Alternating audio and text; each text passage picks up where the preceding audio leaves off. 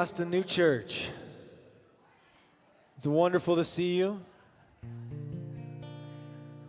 Welcome all of you here in the room. Welcome all of you at home. Those of you who are here, you look beautiful this morning. And I'm just going to assume the same of those of you on your couches at home. But come see us. Lord, we love you. We thank you for your presence in this place. May you be glorified. Amen. You guys stand with us.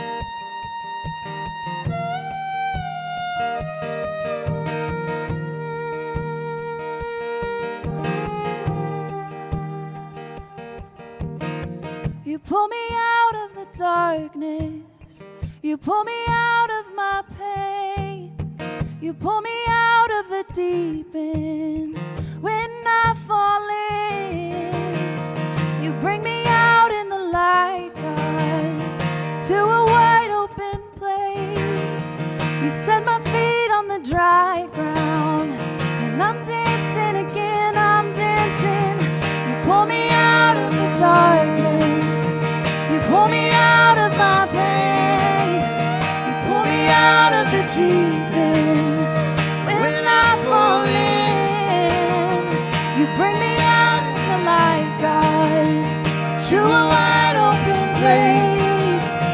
set my feet on the dry ground. I'm dancing again, I'm dancing. I'm dancing again, I'm dancing. I'm dancing again, I'm dancing. I'm dancing again.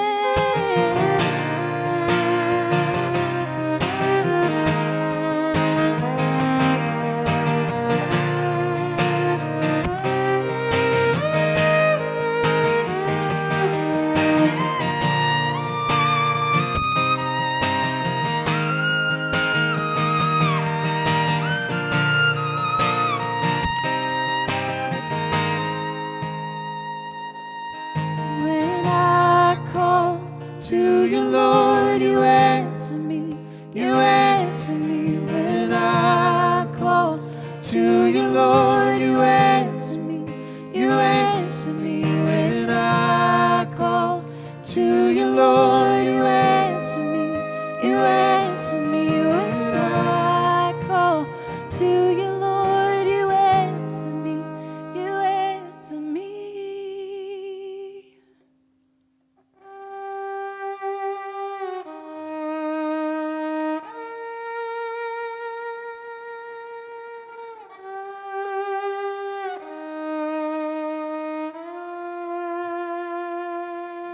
You guys can go ahead and be seated for this one.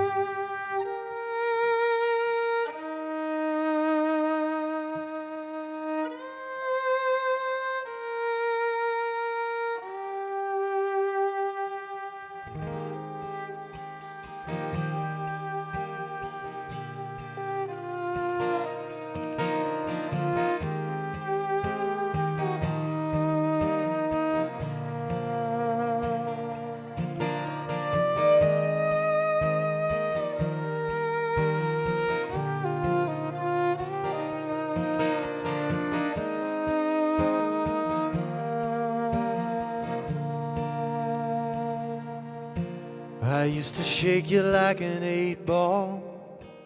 I used to shoot you like a gun. I used to hold you like a hammer, try to nail down everyone. I used to keep you in a steeple. I used to bind you in a book. I used to take you like prescription without knowing what I took. Oh, but I just don't buy it anymore. Oh, I tried and I tried to know everything for sure, but I find I know less as I come to know you more. I'm not who I thought you were. Praise the Lord.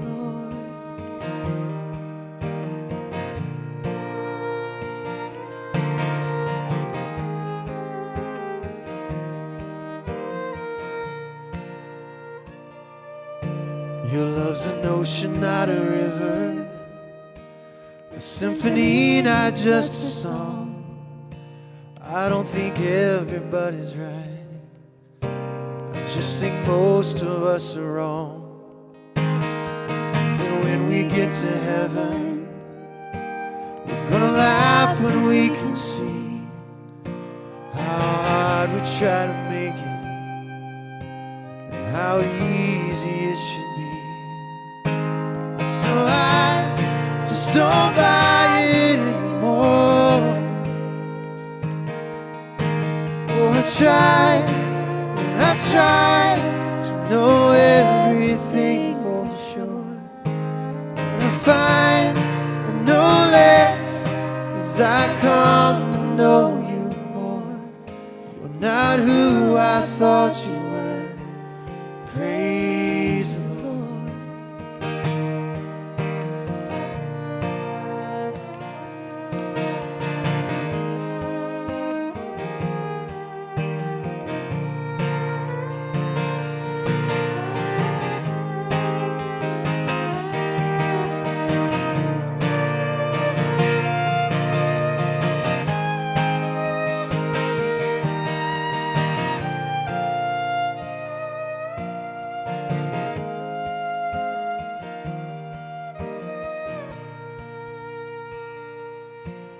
Well, providence is easy. Mercy is a mystery. And fear is no good reason to believe in anything. And so I just don't buy it anymore. 'Cause I've tried and I've tried to know everything for sure. But I find I know less as I come to know you more. You're not who I thought you were. Praise the Lord.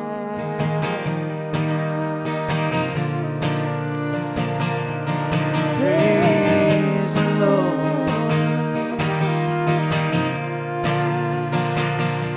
Praise the Lord.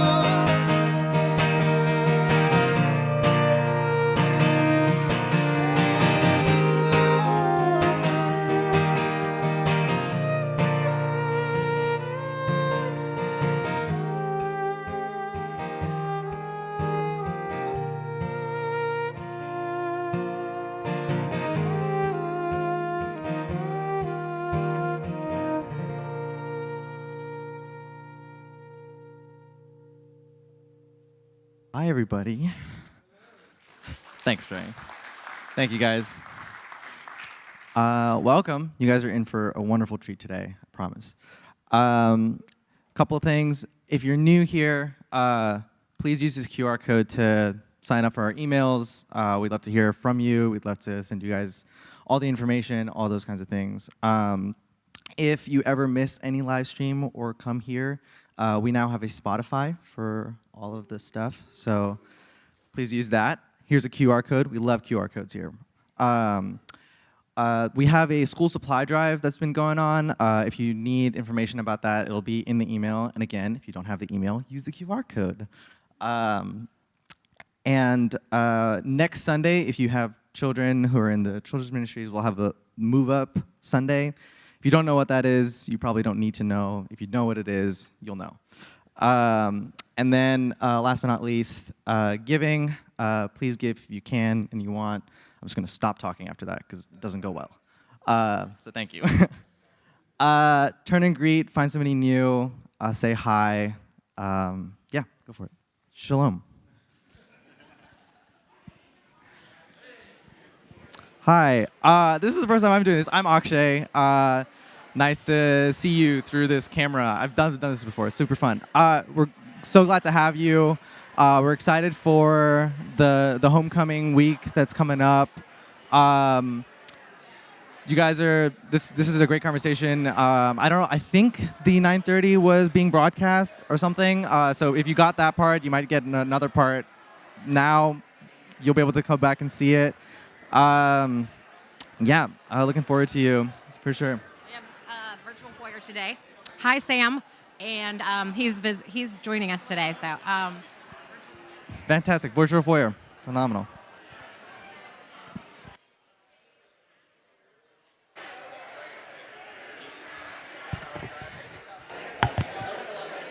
All right.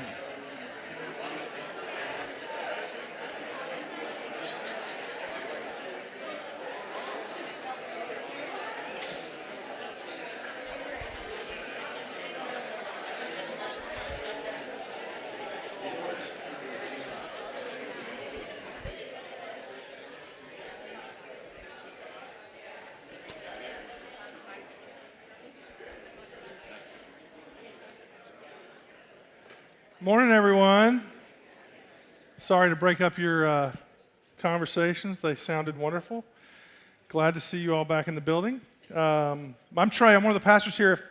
If we don't know each other, if you had filled out that info card link, that comes to me, and I will email you this week. And then we can introduce ourselves that way.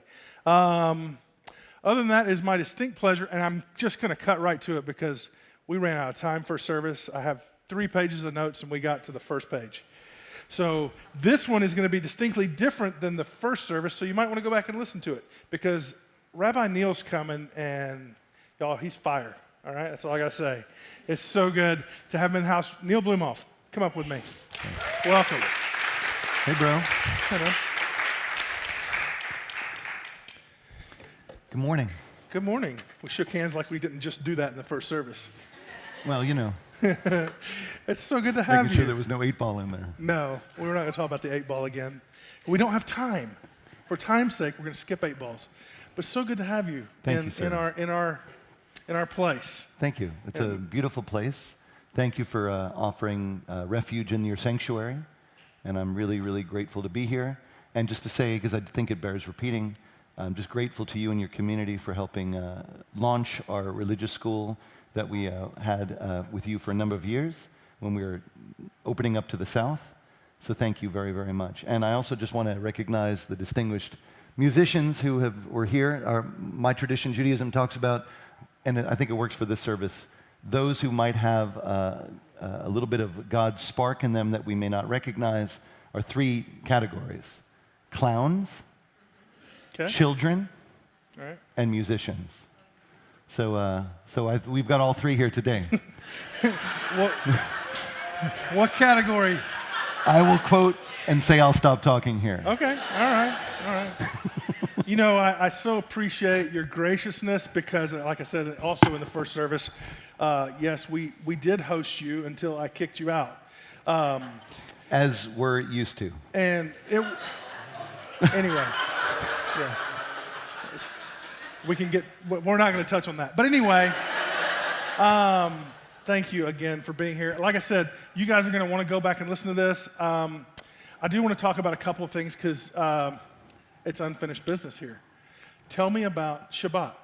This is a thing. So when we think about Jewish people, you know, you're incommunicado from Friday.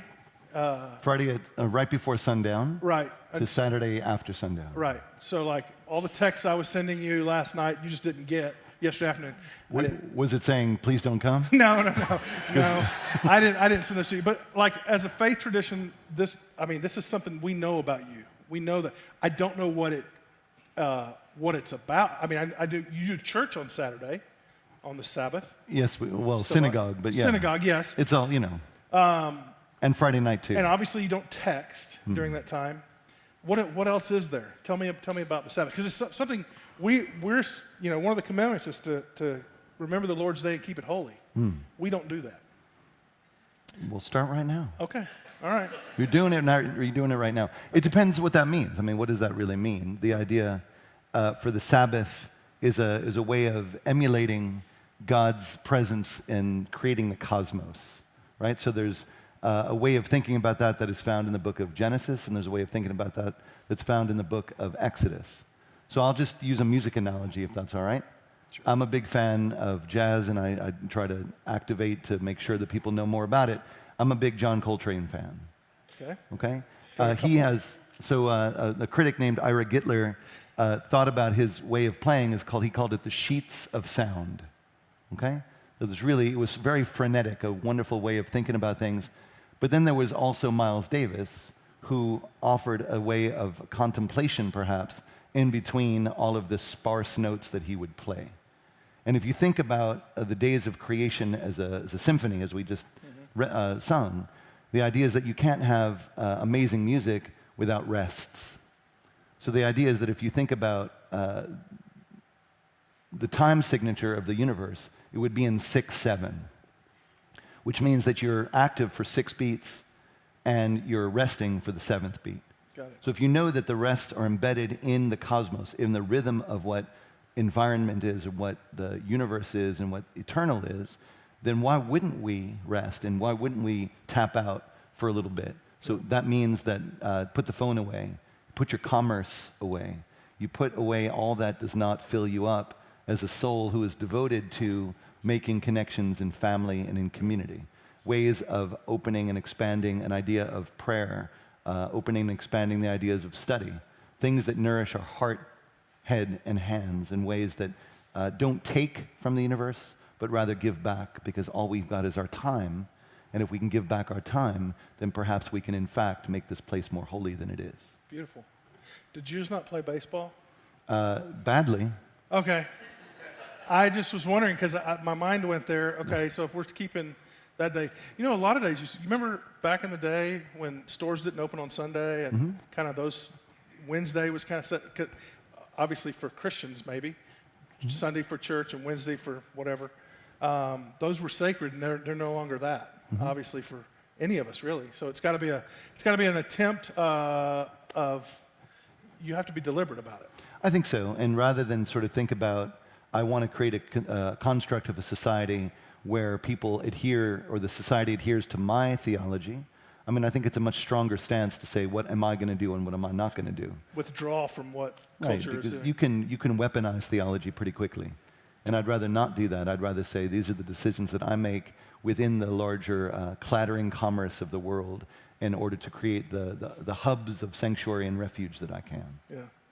Well, you're doing that here this morning, so Well, I I thank love you for it. that. I feel it. Thank you. So tell me about the We yarmulke. don't use QR codes either, by You the way. don't? Not on the Sabbath. Oh, okay. All right. Sorry. Tell me about the yarmulke. Tell me, I will say this. We were in the cigar store last week, 2 weeks ago, me and Jason. We finally got to meet you. And you're wearing a slick Stetson hat, which you have under the thing, which you took off in reverence for where you were, which Jason doesn't do. Jason, I know you're watching.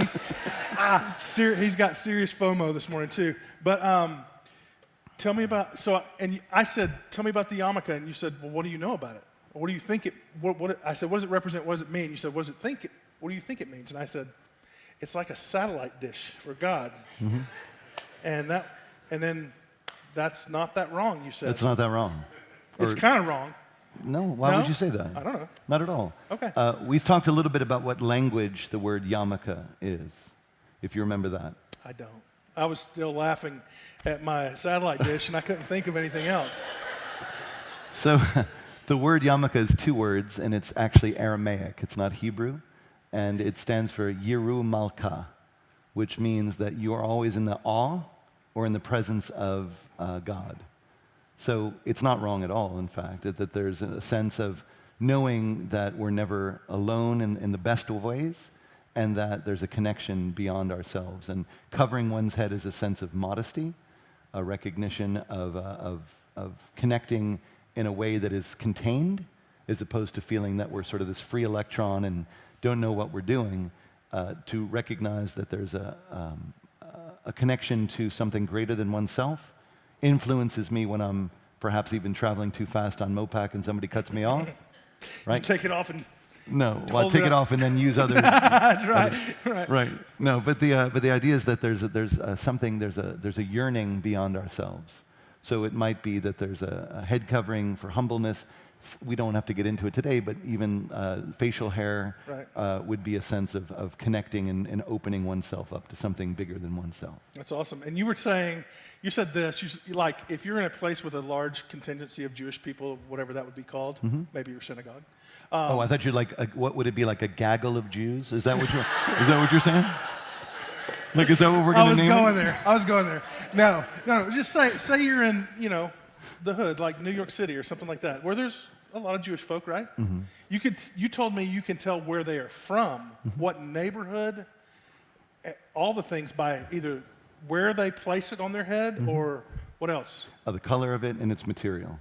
Okay. That's true. What about this one? What about if you This saw is just this? a simple, the one I've got. No, the one on the screen here. What would this? Is it on? No, it's not. Patrick, Right. what would that say? I'm just kidding. I'm kidding. It was a joke. I just found that one. I was wondering if you had one. Do you have one of those? Not even ironically. Okay, good. You're in the right place. Juan, come on now. He's catching up. It's fine. It's fine. Yeah, and I think it actually goes against, whatever name might be on there, it goes against the idea of connecting to something bigger than yourself. Right. So there's a lot of, you can actually go into many stores in Jerusalem or New York and find your favorite baseball team or basketball team. Right. That's great. But really it's about connecting beyond oneself. So Right. I would try to limit the sense of identifying yourself to someone else, no matter who, based on something that's supposed to be sacred. Yeah, like my son would probably wear a Yeti one, or a what is the local team here? The Verde. Your Day? Verde, the Verde. FC, the Okay. soccer team. Yeah, that one. One of the things I appreciate about you is your willingness to step out and honestly hang out and eat Subway sandwiches and drink Diet Cokes and smoke cigars with a couple of pastors at a janky church down in South Austin. Wow. Me and Jason. No, I that was understand, us. but wait a second. So can I just do a thing? real You do a quick? thing. Don't you reprimand me. No, I'm not. I'm just gonna say a word. Okay, go. So there's this mystical book a long time ago called the Bahir. Okay. Bahir. And in there's another Aramaic phrase that says, "I will create worlds as I speak." Ah. And the words in Aramaic are abara kadabra. Oh, shoot, like magic. So how we speak creates the worlds that we intend. Okay. So I think this church is magnificent. It is magnificent. And I say janky in the best of all ways. That's why I said don't reprimand me. But I'm just teaching. I appreciate that, actually. But no, what I do appreciate about you most is because I saw connection being made here between services and the connection that we made years ago that's continued to this day. Mm-hmm. And the work you do with interfaith communities and teaching out at the seminaries here locally. Mm-hmm. I mean, this is bridge building work. It's very important. Yeah, tell us about it. Well, it's one of the reasons I came to Austin as opposed to staying ensconced in other places where I wouldn't have to work so hard necessarily. It's really important to me to seek out fellow travelers, fellow visionaries, fellow people who are interested in the sacred work of the inside, of wilding the soul and applying it to the work that we do out in the world, as opposed to being comfortable. So wherever I can find that, and if I find a fellow traveler, it makes the work even better. So I think there's a lot to say, and I think there's a lot to model, and I think it's really important that we do all of those things. And just as I may be sort of talking about, and if you say teaching you, at the same time you're doing the same with me and helping me recognize and appreciate the beautiful subtleties of the world we live in together. That's good stuff.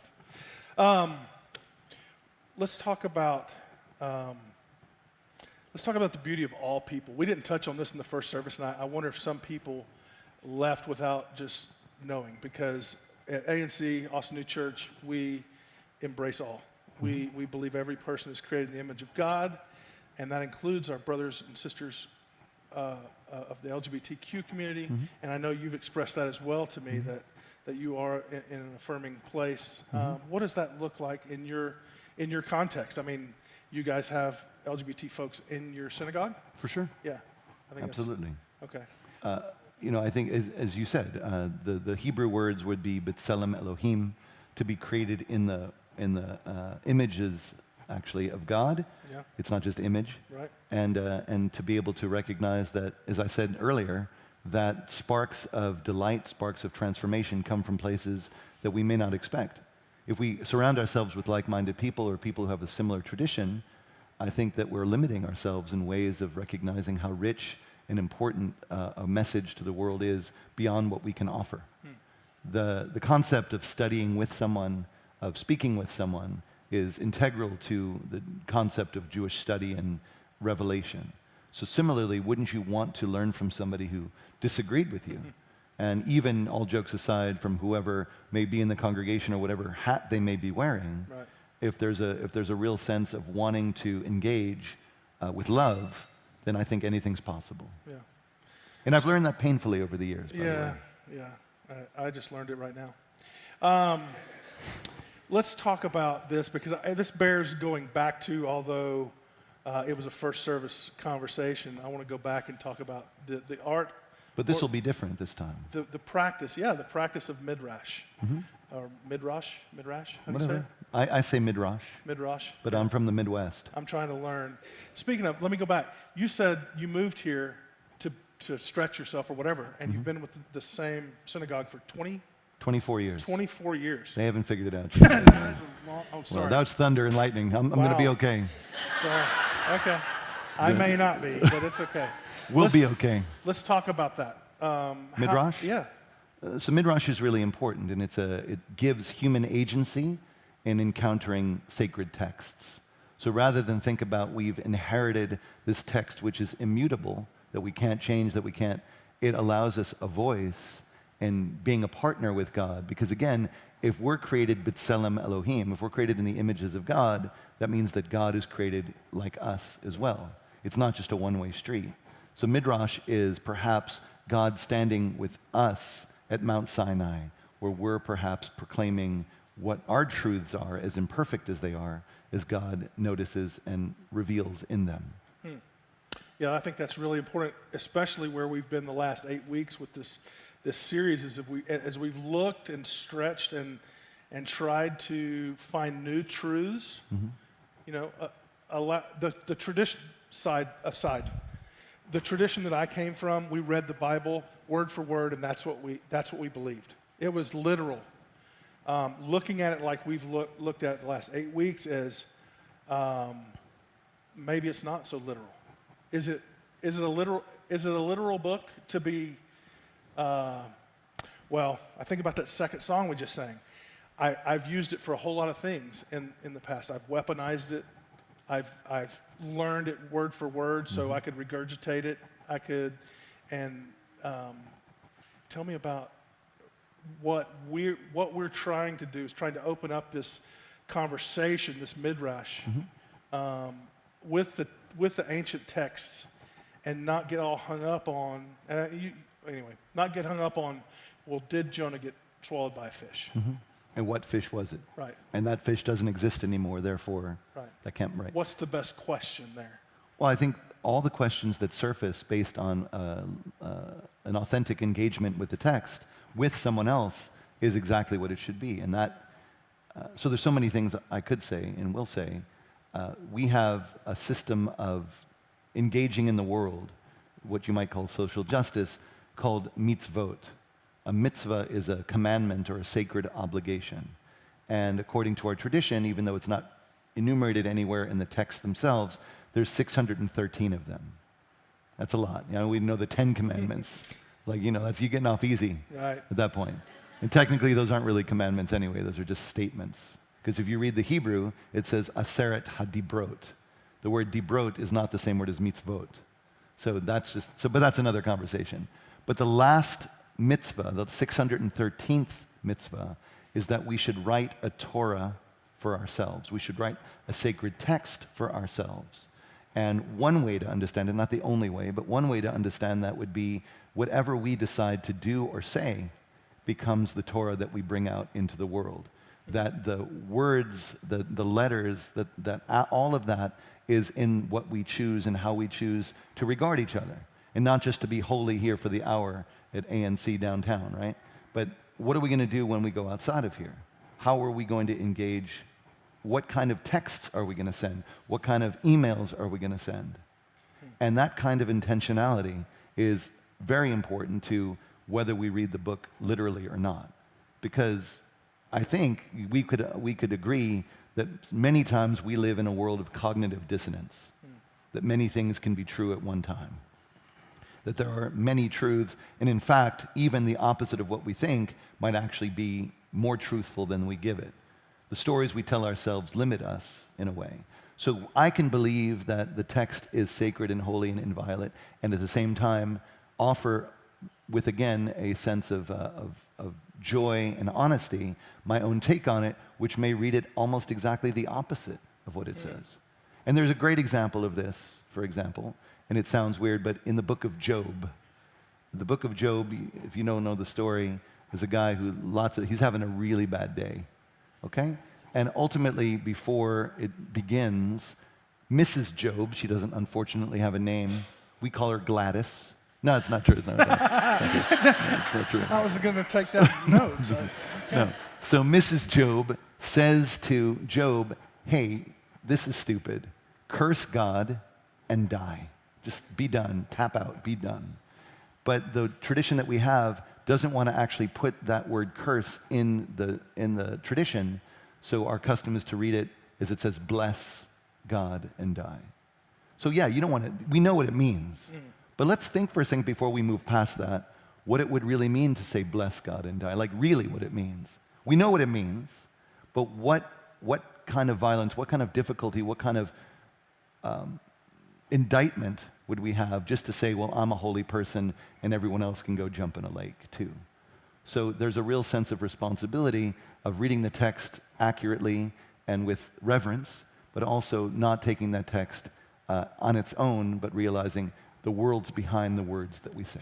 And you said the 613th commandment? Was that the? Okay. 613th, and it states that everyone should write their own copy of the Torah? Basically, in the end of Deuteronomy, Moses basically says, and that's a little bit beyond where we are today, Right. would say, and let these words be a testament to what I'm saying today. And so our sages later on take the books of the Torah and go from one. The first commandment, by the way, is be fruitful and multiply. Okay. Right? And then the last one is, as Moses before he dies, is we think you should write like what I'm doing right now, says Moses, which is telling you my story, which is offering you my eulogy before I die. We should do the same. We should be aware of ourselves enough to be able to record, chronicle, and offer lessons of our life to others. That's so good. Are there Jewish literalists? Sure.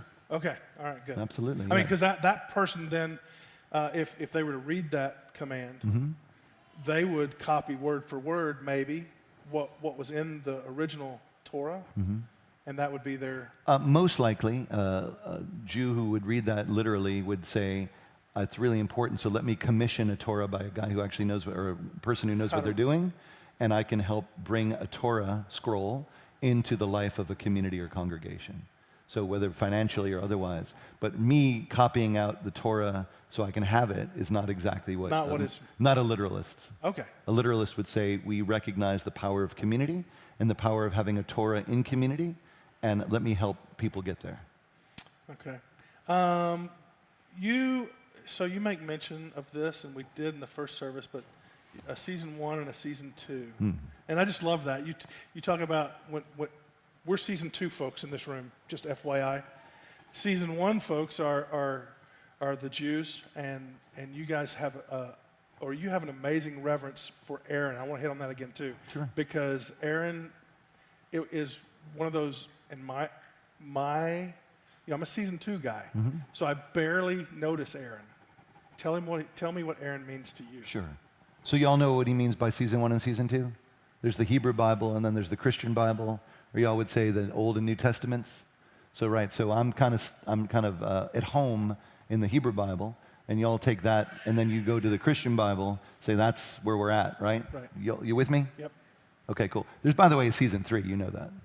That's the Quran, but that's a whole nother conversation. Okay, yeah. That's a whole nother. Got Just it. lest you think that the season ended amazingly. There's more to There's more to come. more to the story? I'm just saying. Where's the Book of Mormon fall? Oh, that's a whole nother. That's a whole nother. That was a great show on Broadway, though. I'm just saying. That's true. That's kind of like Better Know Saul or Better Call Saul. Better Call Saul. That's Yeah. It's a spin-off of the. Yeah, right.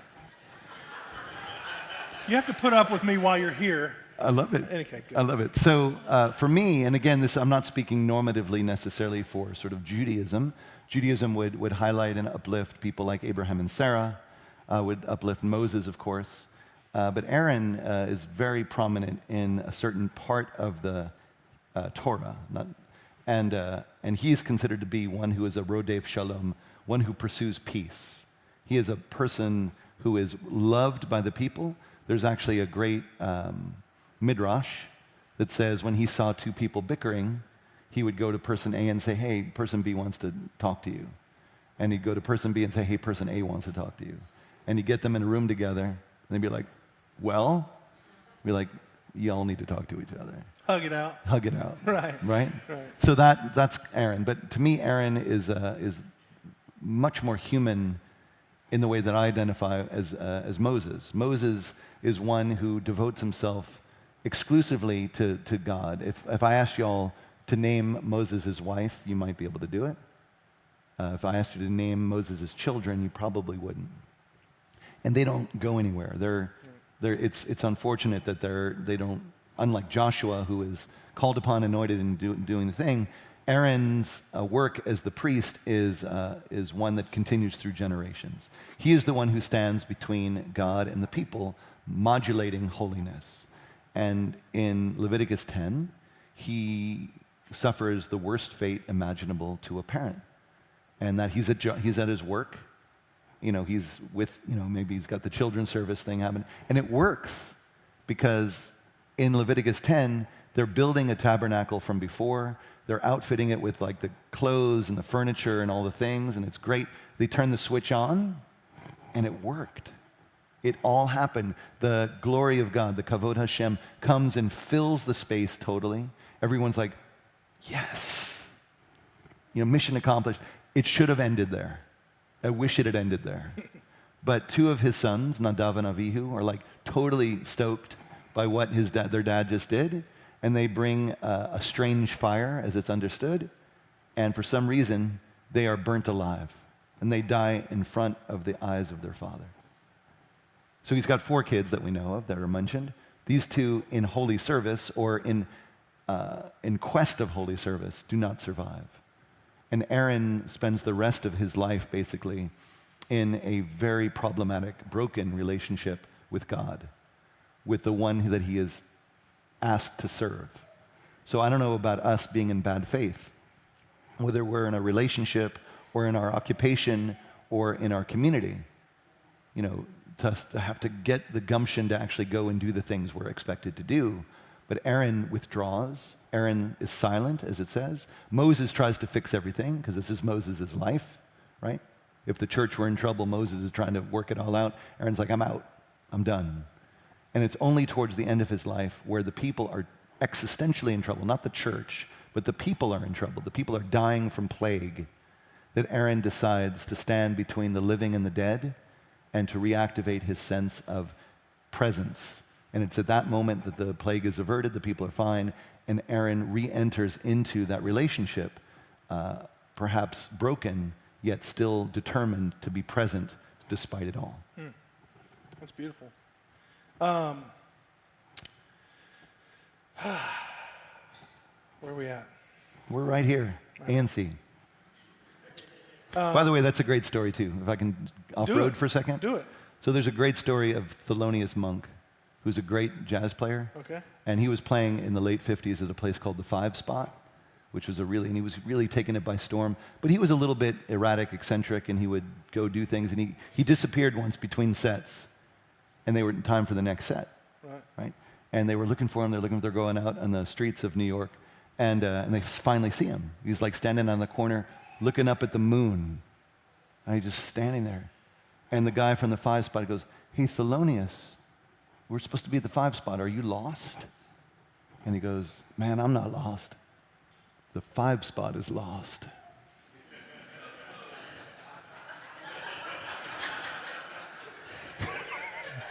Wow. Okay. Was that just to allow me to find my place? Mm-hmm. Okay, thank you. So help me out with this. And again, this is a little bit different, but I want to wrap it up with a story, and then we'll probably go to questions. You talk about, this is, again, you mentioned this anti-Jewish sentiment that permeates our kind of the world and our culture. And I want to talk about that, but I also don't want to forget about Sutherland Springs. Mm-hmm. I want you to tell that story. Well, it's the same story. I know. But so tell us about what happened there and how, just tell us about that. So you all remember Sutherland Springs, just a little bit south or near San Antonio? There was a shooting there, and it was real difficult and really a problem. And we as a community decided to take a trip to the border to deal with and see for ourselves about the crisis at the border.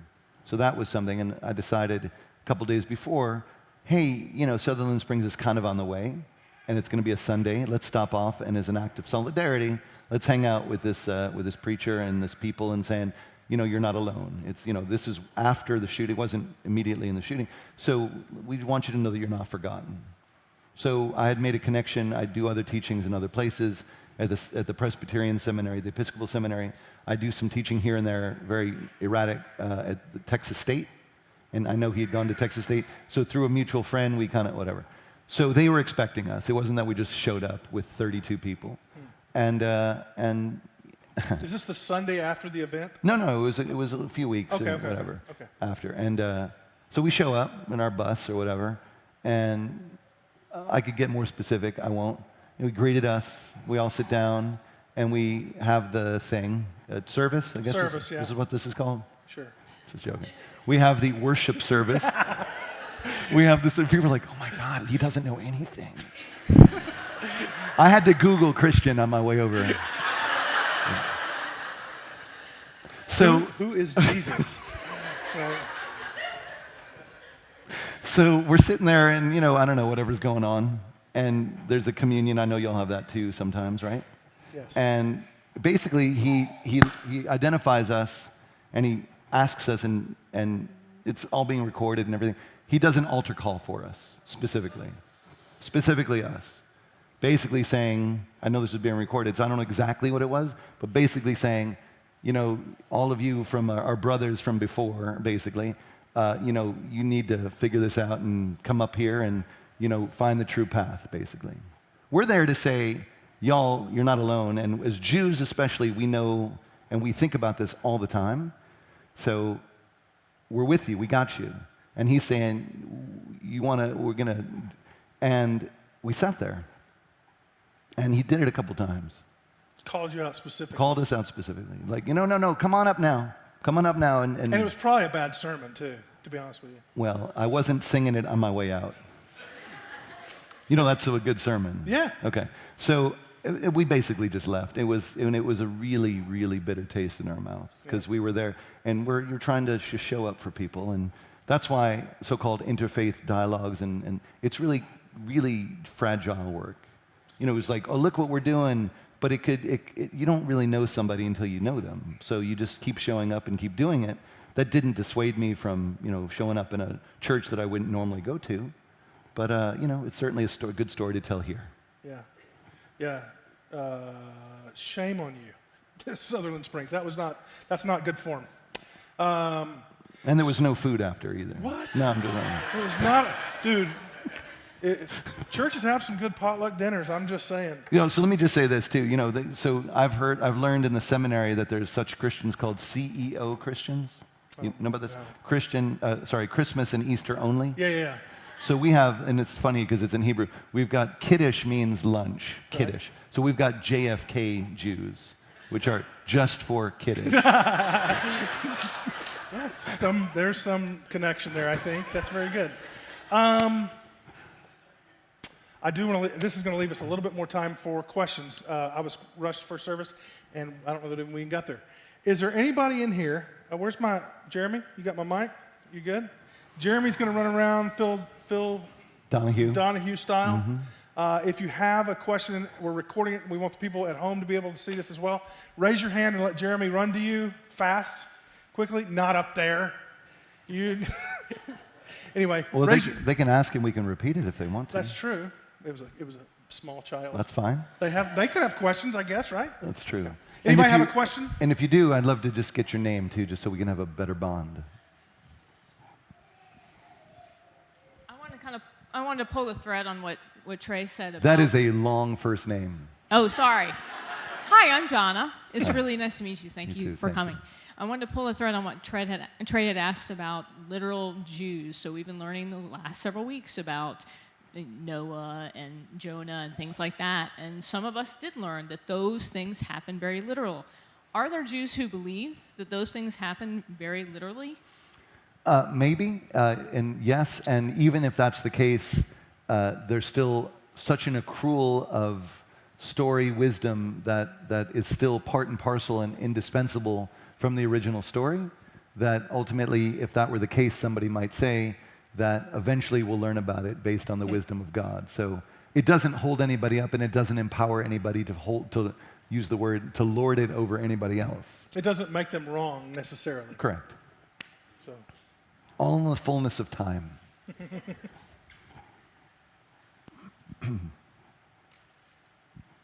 Hi, I'm RG. Hey. I'm curious to know what you think about the canon and if you study books outside of the canon. So the canon being the Hebrew canon or the Christian canon, or which Christian canon? What are we talking about? I did not know there was more than one. So there's the Tanakh. I mean, there's so many ways to approach that, and we can talk later, but in addition to the Torah, there's something called the Hebrew Bible, which we would call the Tanakh, which is the 3 sections of Scripture, which is the Torah, the prophets, and the writings. Okay? So for example, the 5 books of Moses are in the Torah. People like or texts like Isaiah, Ezekiel, and Jeremiah are in the prophets. Texts like Psalms, Job, Ecclesiastes, Song of Songs are in the writings. So that's one aspect of things. What Trey was asking beautifully earlier was there was a point in history in the year 70 CE, you might say AD, which we can agree to disagree on that one. Is that okay? So we're still friends? Or at least I can leave the parking lot safely? Right, so that was the destruction of the temple in Jerusalem, which was the center of worship, whether people actually went or not. The idea is that God lived there. So God's home was destroyed in the year 70, and people like us were like, well, now what do we do? So this tradition of orality, this tradition of telling each other stories began, which ultimately, I'm just saving you a semester worth of work, was written down, and the written Torah, which is considered to be just the 5 books of Moses, and then the oral Torah, which is the prophets and the writings and everything else that ever happened, including this session right now, is part of that. So that's considered the canon. There are books outside of the canon, which are called the Apocrypha, which are the hidden books. The most famous hidden book in the Apocrypha would be, for us, the story of Hanukkah, which is the books of the Maccabees. So do we read things outside of the canon? Yes. Do we try to read as much as we can in the ever-expanding canon? Yes. Do we typically read stuff in the Christian canons? Not as community-minded Jews, but certainly it's not something that we wouldn't do. But yet we wouldn't apply them to our service or worship. How does that? It's good. Okay. Anybody else?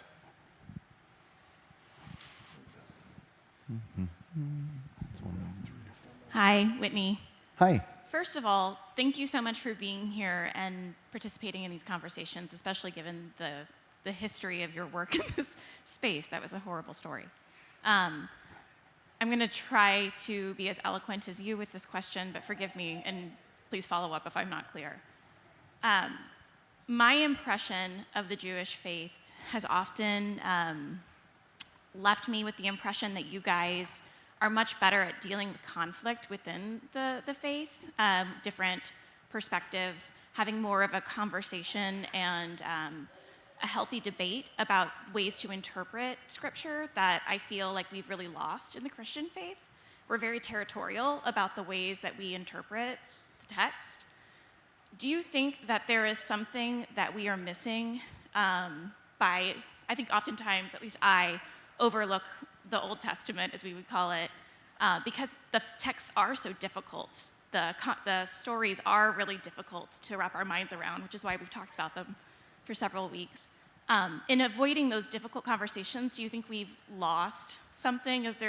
What is it that we should emulate or go back to in those texts that would help us to deal with conflict in a more open-minded and welcoming way? Thank you. I find that to be really an engaging question. And a bit of a response would be to quote the title from a book a friend of mine, Brad Hirschfield, wrote, which is, "You don't have to be right. You don't have to be wrong for me to be right." And I actually don't think it's the studying of the Scriptures themselves, whether it's the Hebrew Bible, the Old Testament, or whatever. In fact, we would spend a lot of time studying what we would call midrash on that, which is texts like the Mishnah and the Talmud, which came after the destruction of the temple in the year 70 CE, where, just to get to your question, the art of that is that they wouldn't just preserve one opinion, they would preserve the opinions of basically everyone around the table, including the ones that they didn't agree with. So, for example, there's 2 really important schools of thought in ancient rabbinic Judaism. You might have heard of one of them. It's called the schools of Hillel and the schools of Shammai. Hillel is like the group at campus on colleges that you can go to Hillel, it's named after this guy. So Hillel and Shammai. And they were really very similar in what they thought, even though they may disagree on aspects of what's what. But our tradition says, well, why was Hillel cooler? It didn't use the word cooler. But why was Hillel more exalted or respected than Shammai? It says because even when they disagreed, the school of Hillel included the school of Shammai in its position paper, basically. So even though they might not agree, it's not shutting down the other one. It's not canceling the other one. It's allowing everything to breathe so you as an informed learner, hundreds or thousands of years later, can make a good choice that's good for you. So that would be, you're not going to get there necessarily studying Exodus as Exodus. Well, what does your tradition say about it? For me, it would be activating or deploying some of the rabbinic sages, whether from thousands of years ago or from yesterday, to help me think about the study and think about things as I sharpen my understanding, as I speak before my community, or as I engage a friend. And there's way more there than just what's written. Oh, absolutely. You know, I know in the first session, which I didn't talk about it here, and I'm not going to talk about it because you can go back and look at it, but there's different levels of engagement with the simple text itself. So you can, in the first session, I talked about this thing called pardes, which is the Persian word that we get paradise. It's the same word. And that's the exegetical fantasy of the rabbis of, where would you be? I'd be in Pardes. Some people might be on a beach in Mexico, whatever, but they're going to be in the text studying the different ways of engaging. What I'll say in this hour is that there are 70 ways of engaging the text. So just because you think you figured it out, you're just at the beginning of it. And I agree with you. I think the Hebrew Bible is very, very complex and complicated. And I'll just say this, and I know it's being recorded, there's a tremendous ease of saying, you know what, how we would perceive it, this guy did his thing, and you good, you just accept, it's all good. There's a real advantage to that. It's like, well, man, I don't have to work as hard. Like, I don't have to, and sorry if that's offensive, I'm just saying that the idea is that that's great. You know, it's like you walk in and you're like, come on in and sit down. We have a chair for you. Have a drink. Here's some food. Amazing. Whereas the Jews are like, you're late. It's like, oh my God. It's harder. It's difficult. It's like, you should have been here yesterday. Oy vey, right? That kind Right. of thing. You know what I'm saying? Yeah. It's like, you know, there's a big difference in we're happy to see you relax. It's like, holy crap, you're late. Hold this. Try to catch up. Yeah. All right. Next, anybody? I saw two over here. Oh, one's there, Dave. And we'll get. Hi, Dave. Hey, cool name. Can you, yeah, it's a great name. Beloved. Could you comment on the word panim, presence in Hebrew? Panim? Yeah. Yeah, P-A-N-I-M. Sure. The word literally means, anybody grew up speaking Yiddish here? Nobody? Oh, that's weird. I didn't know my crowd. Yeah. So the word in Yiddish is panim, which means face. Panim is the Hebrew, it's earlier. It means literally faces, okay? And it's what you're getting to, David, is when Moses engages God, panim el panim, face to face. And that sounds really aspirational, except we realized as we're studying, in Judaism we read the entire Torah every year. We start in the fall, and then we read a certain section of it every year until we get to the end of it in the fall, where the fall is coming, winter is coming. So we're in the last part of the book of Deuteronomy. So Moses is coming to terms with his death. And he's complaining and recognizing that he should have had a better lot because he devoted his life to God, and God is not letting him enter into the promised land. So there's a cautionary tale of how attractive it would be to engage somebody panim el panim. Elsewhere it says, no one can look God in the face and live. Think of your Indiana Jones story, right? Where the first one. That's old. Yeah, go. You with me? Yeah. Right. So the idea is that, and then one of the most profound ideas of panim el panim, it's going to sound like I should be on the 700 Club because I can quote scripture, but Exodus chapter 34, okay, verse 6 is, and before, is when Moses says, let me see your glory, let me see your kavod. That same word, by the way, that was in Leviticus 10. And God's like, cool, but you're not going to see my face. It's not going to happen. So I'm going to put you in the cleft of the rock, and I'm going to pass by, and you're going to see my back.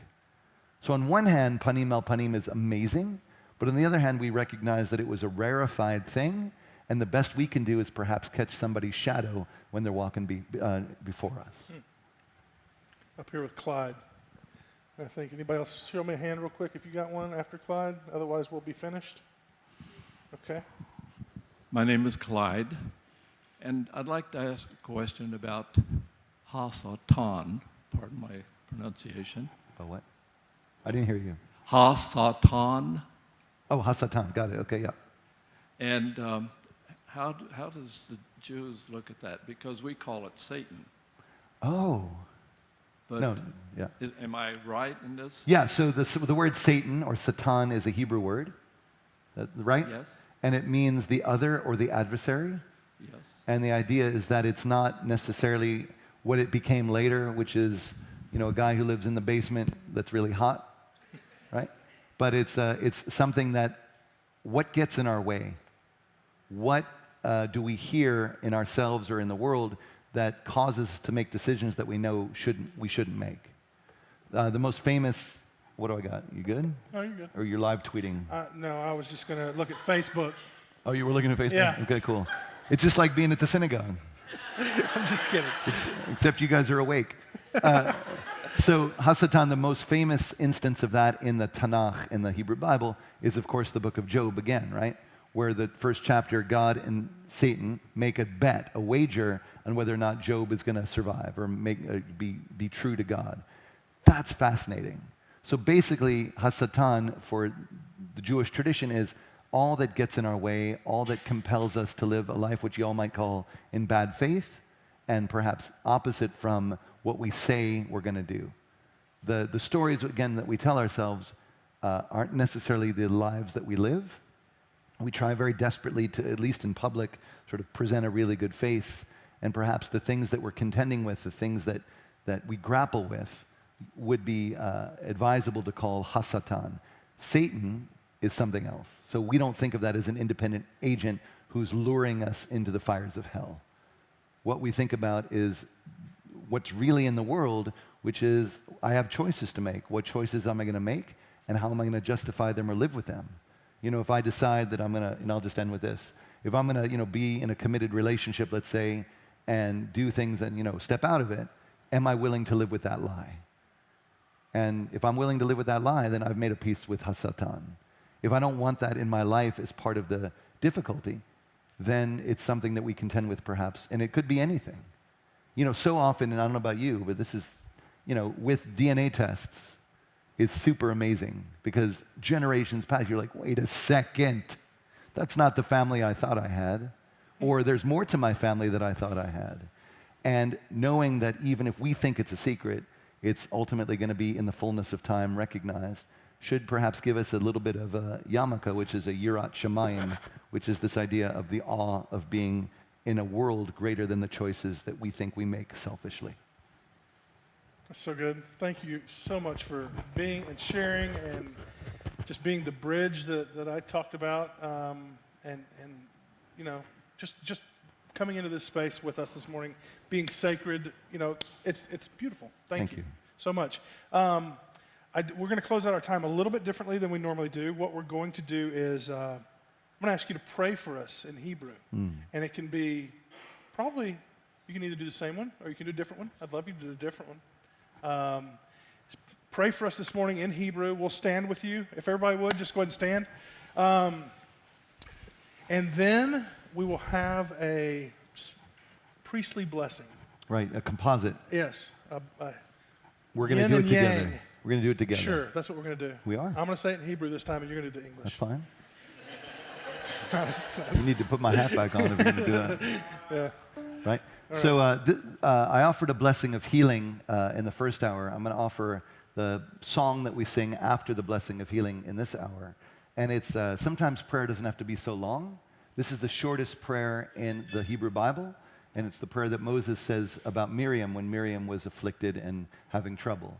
He says, Ana Elna Rifana La, which is please God, heal her. And this is a song that we sing, and I would encourage you, if you have people in your circles or aspects of the system or the world that you would like to heal or address, or people physically, spiritually, aspects of yourself.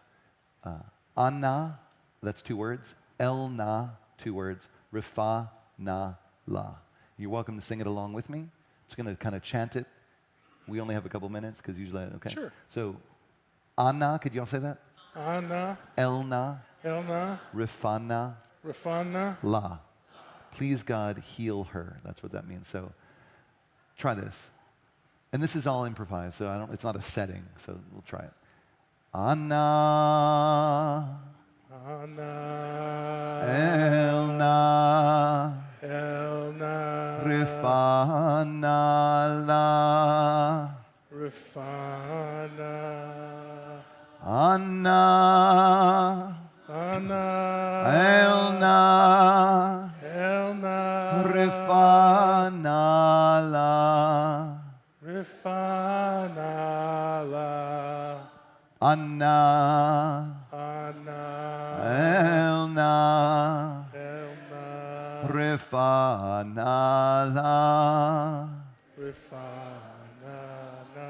Anna, Anna, Elna, Elna, Rifana, La. Rifana na. So what I'm going to ask now is that you maybe take one of these 3 notes or your own, doesn't matter, but like try one of these. Somebody sing hum. Some here hum. Some are here. Just keep that going no matter what happens. Let's try it. And when you run out of breath, take another one. Thank you, God. Ana elna refana la. Anna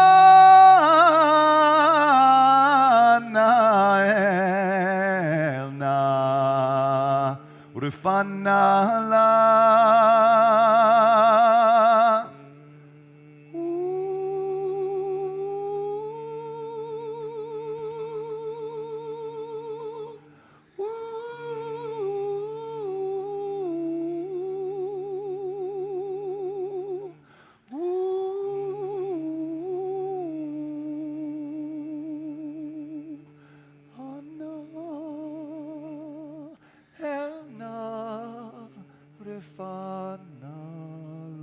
Together, Anna, Elna, Rifana, La. Anna, Elna, Rifana, La.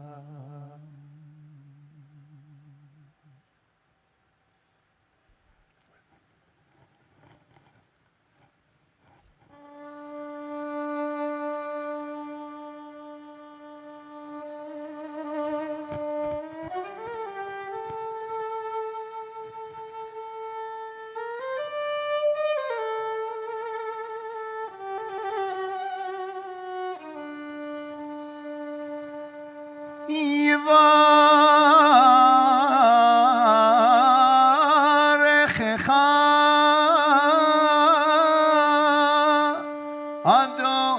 Adonai v'yishmerecha. The Lord bless and keep you.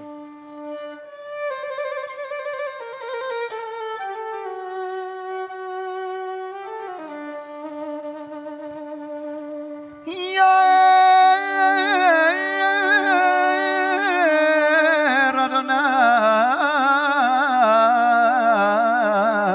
panav elecha v'chuneka.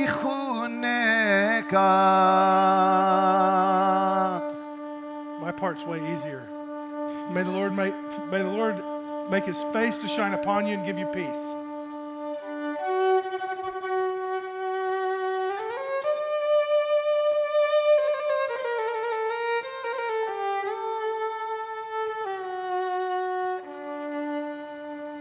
Isa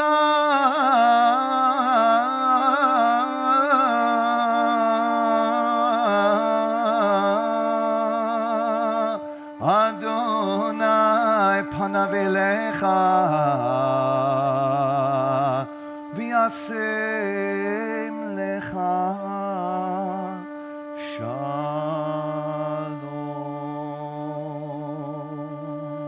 May the Lord turn his face upon you and give you peace.